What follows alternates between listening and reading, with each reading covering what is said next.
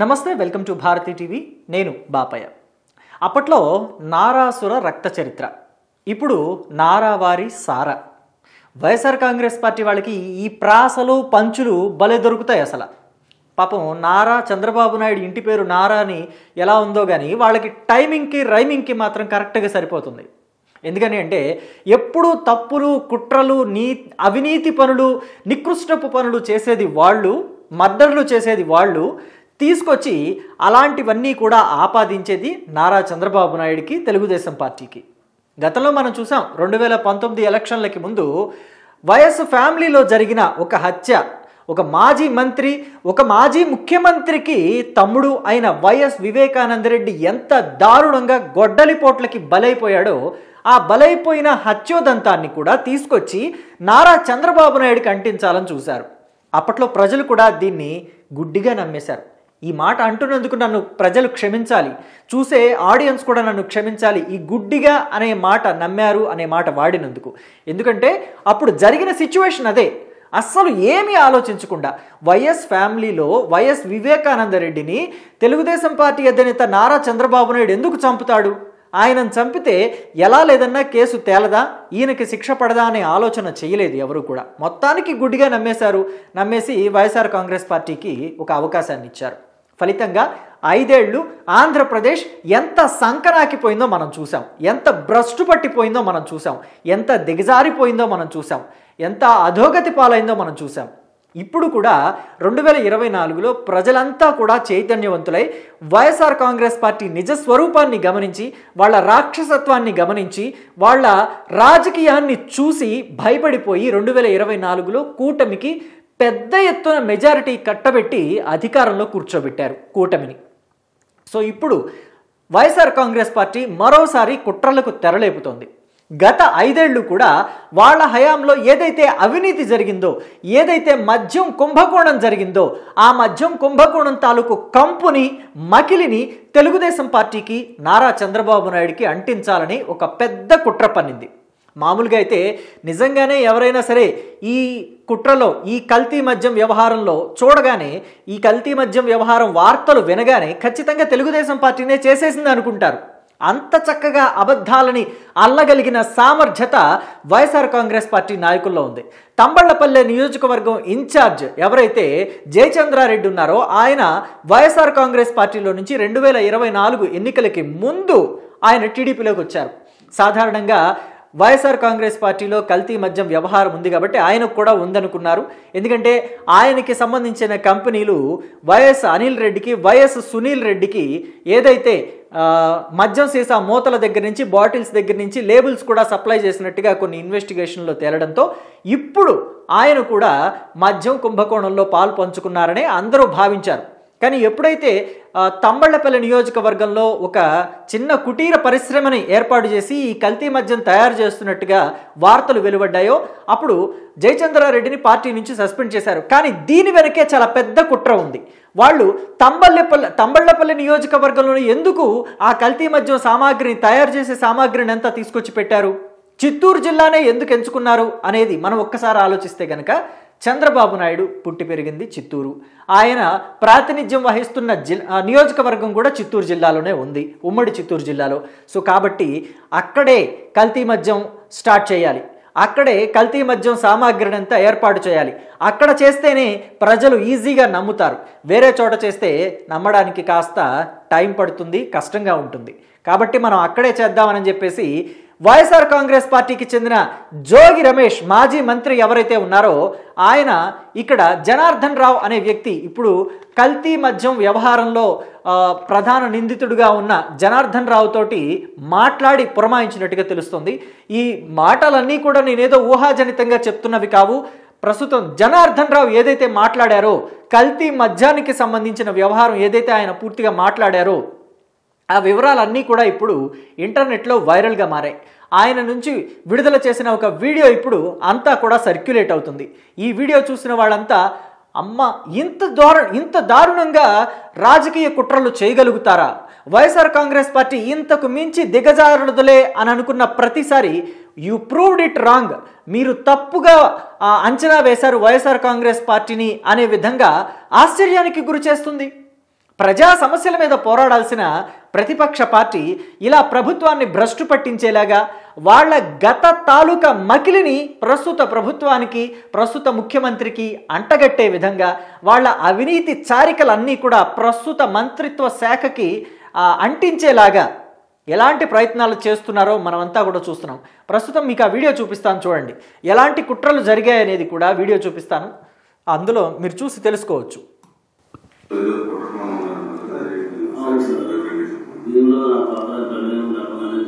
జోగి రమేష్ గారు ఆధ్వర్యంలోనే నేను ముందు గవర్నమెంట్లో ఉన్నప్పుడు కూడా తెచ్చుకొని చేశాను సార్. ఇదిగోండి, జోగి రమేష్ గారి ఆధ్వర్యంలోనే అంతకుముందు గవర్నమెంట్లో కూడా చేశాను, ఇప్పుడు కూడా ఆయన ఆజ్ఞలతోనే చేశానని చెప్తున్నారు జనార్దన్ రావు.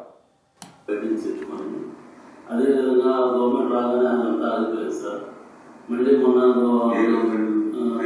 గవర్నమెంట్ రాగానే అన్నీ ఆగిపోయింది సార్.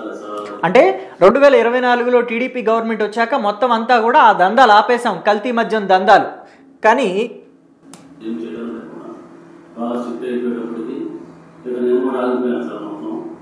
ఆ తర్వాత ఏప్రిల్ 2025 ఆ టైంలో మళ్ళీ జోగి రమేష్ గారిని కాంటాక్ట్ చేసి మాట్లాడదామంటే నేను మన తమ్ముడు ద్వారా మాట్లాడాను సార్. టీడీపీ గవర్నమెంట్ మీద ఏదో రకంగా మనం పనులు చల్లాలి, వాళ్ళకి యాడ్ చేయాలి, మనకి అప్పుడు మైలేజ్ ఎక్కువ ఉంటుంది. చూసారా, తెలుగుదేశం పార్టీ అధికారంలోకి వచ్చాక ఇవన్నీ స్ట్రిక్ట్ అయ్యాయి అని చెప్పేసి వాళ్ళు కల్తీ మద్యం తయారు చేసే విషయాన్ని కూడా వాళ్ళు పక్కన పెట్టేసి వాళ్ళ పనుల్లో వాళ్ళు ఉంటే జోగి రమేష్ ఆయన కబురు చేసి పిలిపించాడట. రండి మనం మళ్ళీ కల్తీ మద్యం తయారు చేద్దాము, సో టీడీపీ మీద బురద జల్లాల్సిన టైం వచ్చింది, మనం టీడీపీని భ్రష్టు పట్టించాల్సిన టైం వచ్చిందని పిలిపించారట ఆయన్ని. నువ్వు ఇంతకుముందు చేసేవాడు కదా, చేశారు కదా, అందరినీ మళ్ళీ లేపేసి లేలో పెట్టాను సార్. నేను ఇబ్రాహ్మణం అంటున్నా సార్. తర్వాత నేను మా క్లాస్మేట్ జయచంద్ర రెడ్డి తమ్ముడు నేను తెలిసేటప్పటికి చిత్తూరు జిల్లా, ఉమ్మడి చిత్తూరు జిల్లా వచ్చింది కాబట్టి ముందు అక్కడ ప్లాన్ చేద్దాం, చంద్రబాబు గారిని బ్యాన్ చేయడానికి అక్కడ చేద్దాము. నేను అక్కడ వైన్ షాప్లో వాళ్ళకి వచ్చినాయి, వాళ్ళు చేసుకోలేకపోతే నేను తీసుకుంటానని చెప్పి జోరబుష్గా చెప్పాను సార్.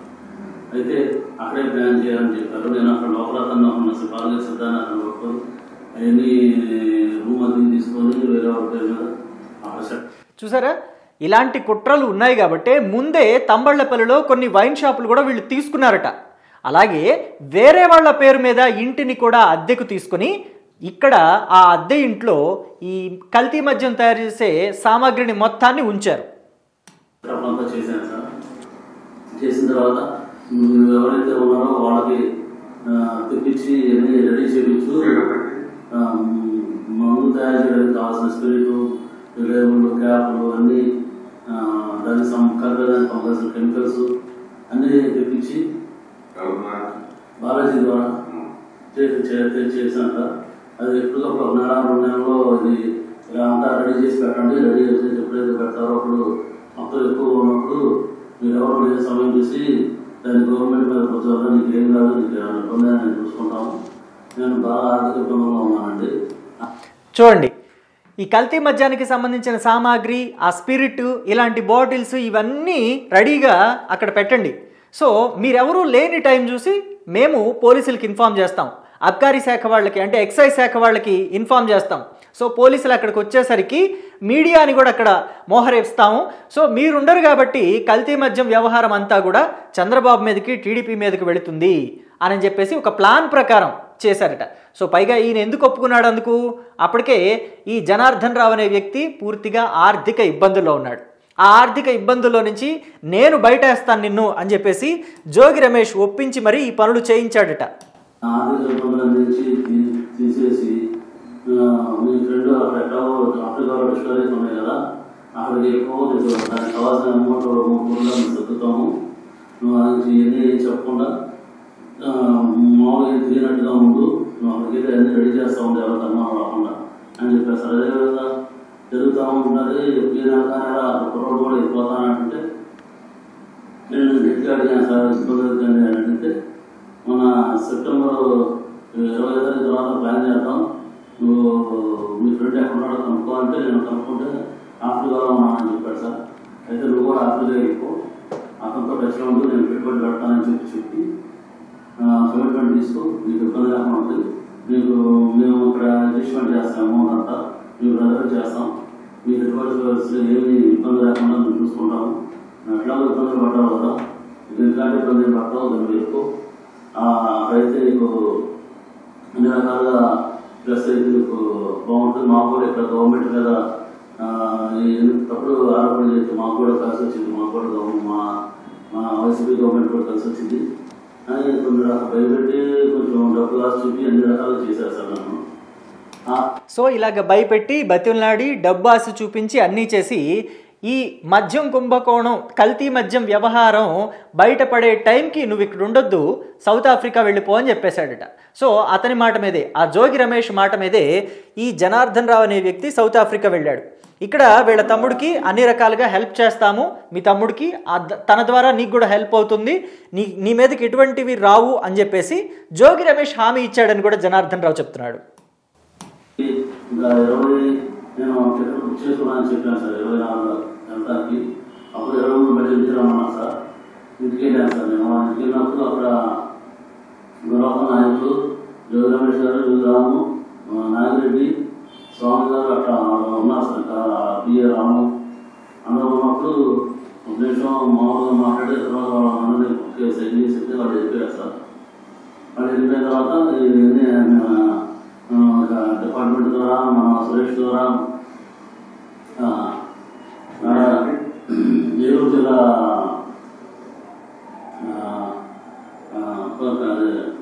కొల్లేరు ఏరియాలో ఉంటారు సార్. నాకు నారాయణపురం బాగా ఉంటుంది నా ఫైనాన్షియల్కి వచ్చాను సార్. దాని ద్వారా డిపార్ట్మెంట్కి ఇన్ఫర్మేషన్ పాస్ చేసి అది రైడ్ చేయించారు సార్.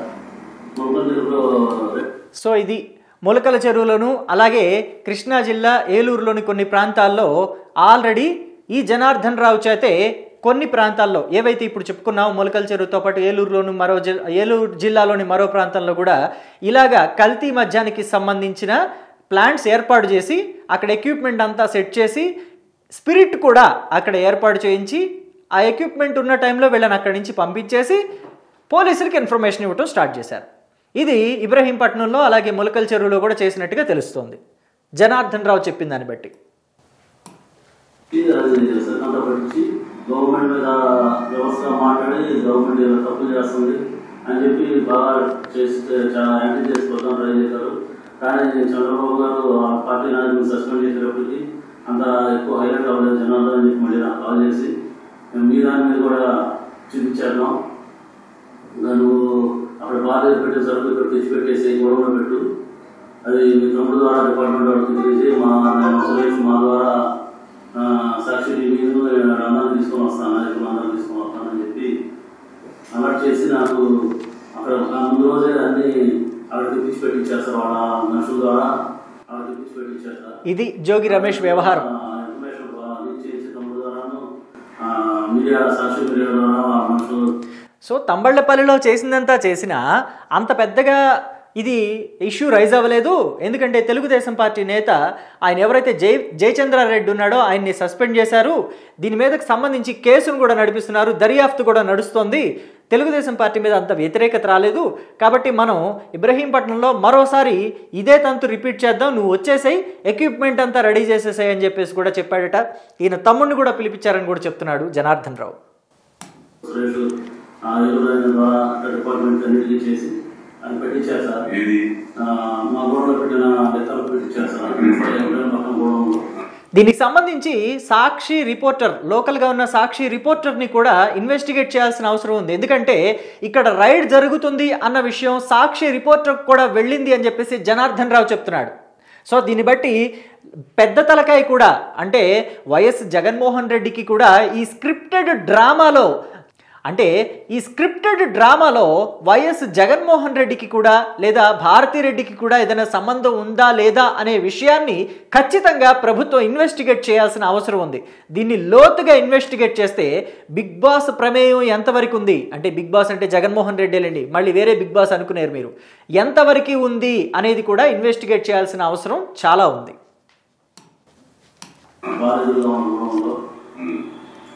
అంతలో ఆగిపోకుండా మళ్ళీ అక్కడ ముందు రోజే అక్కడ ఇది బాగా చెప్పినట్టుగా ఖాళీ ఫ్యాన్ కూడా పెట్టించారు సార్. ఖాళీ ఇంటి ఫ్యాన్ పెట్టారు సార్. ఇంటి ఫ్యాన్ పెట్టించేసి ఇదంతా బాగా తిరిగిపోతుంది, ఇక అన్ని రాష్ట్రంలో అన్ని ఏరియాలో ఇలాగే చేస్తున్నారు అని చెప్పి అని బాగా బాగా హైలైట్ చేశారు సార్. ఈ గవర్నమెంట్కి చాలా బ్యాడ్ నేమ్ వచ్చింది, బాగా జరిగింది, చూసుకోవడం రావాల్సి లేదని చెప్పారు సార్ నాకు. ఆ చెప్పిన రోజు నుంచి నాకు ఈ రోజు కూడా నాకు యాంటిసిపేట్ వేరే అన్నారు, సంపూర్ణ కూడా అలాగే తీసుకోలేదు సార్. దీంతో పాటు మా తమ్ముడు కూడా అరెస్ట్ చేసి మా తమ్ముడు చేస్తానని కూడా ఇన్ఫర్మేషన్ ఏం లేదు సార్, తెలుస్తారనమాట. చూడండి, వైసీపీని నమ్ముకుంటే నట్టేట ముంచేస్తుంది అన్న పదానికి నిలువెత్తు నిదర్శనం ఈ జనార్దన్ రావు వ్యవహారం. వైఎస్ఆర్ కాంగ్రెస్ పార్టీ నేత జోగి రమేష్ని నమ్ముకున్నందుకు జనార్దన్ రావు పరిస్థితి ఏమైందంటే సౌత్ ఆఫ్రికాకి పంపించారు. అక్కడికి పంపించిన తర్వాత నీకు ఎటువంటి ఇబ్బంది ఉండదు, ముందుగానే నీ వ్యవహారం ఏది బయటికి రాకుండా నిన్నేం చేయకుండా మేము చూసుకుంటామని చెప్పారు. కానీ వ్యవహారం ఈయన పాత్ర ఉంది, ఎవరైతే జనార్దన్ రావు పాత్ర ఉందని పోలీసులు ఇన్వెస్టిగేషన్లో తేలిందో వెంటనే ఈయన జోగి రమేష్ని కాంటాక్ట్ అయినప్పుడు నీకేం భయం లేదు, మేము యాంటిసిపేటరీ బెయిల్ ఏం చేస్తాం నీకు అని చెప్పారట. కానీ అసలు అటువంటి ప్రయత్నాలు కూడా ఏమీ జరగలేదు, తన తనని ఇరికించే ప్రయత్నమే జరిగింది అని చెప్పేసి జనార్దన్ రావు వాపోతున్నాడు. కాబట్టి రాజకీయం మరో రకంగా దిగజారిపోయింది, రాజకీయం పూర్తిగా భ్రష్టు పట్టిపోయింది. రాజకీయం అనేది వైఎస్ఆర్ కాంగ్రెస్ పార్టీ రాకముందు ఒకటి, వచ్చిన తర్వాత ఒకటి అన్నట్టుగా మారిపోయింది వ్యవహారం. సో దీన్ని బట్టి ప్రజలు కూడా చాలా జాగ్రత్తగా ఆలోచించాల్సిన అవసరం ఉంది.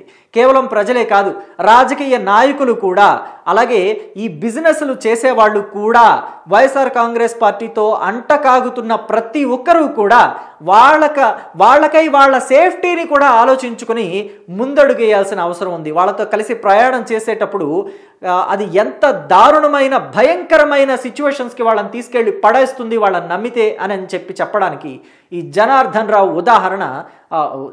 రావు ఉదంతం పెద్ద ఉదాహరణగా చెప్పుకోవచ్చు. సో దీని మీద మీరేమంటారు? వైఎస్ఆర్ కాంగ్రెస్ పార్టీని నమ్మొచ్చంటారా? వైఎస్ఆర్ కాంగ్రెస్ పార్టీ కల్తీ మద్యాన్ని ఏ రకంగా రాష్ట్రంలో పారించింది అనేది కూడా మనం చూసాం. ప్రస్తుతం టీడీపీని ఎలా ఇరికించబోయింది అనేది కూడా చూసాం. దీని మీద మీ అభిప్రాయాల్ని కామెంట్ బాక్స్లో తెలియచేయడం మాత్రం మర్చిపోకండి. Thank you.